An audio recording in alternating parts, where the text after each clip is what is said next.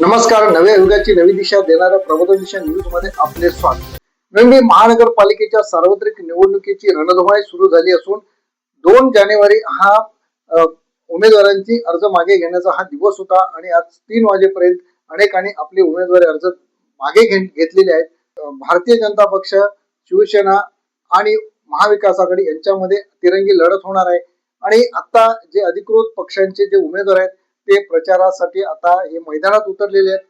याच धर्तीवरती उद्धव बाळासाहेब ठाकरे सेनेच्या अधिकृत उमेदवार ऍडव्होकेट प्रियांका अरविंद माने, उद्योजक दिलीप नारायण म्हात्रे, उद्योजिका पूनम अमित आगवणे मोरे आणि त्याचबरोबर इंजिनियर जे माजी नगरसेवक म्हणून गेल्या कार्यकालामध्ये होते ते चेतन नाईक हे आज घरोघरी जाऊन मतदारांचे आशीर्वाद घेत आहेत आणि मतदारांना हे समजून सांगतायत की आम्ही आता या निवडणुकीमध्ये खंबीरपणे उभे आहोत.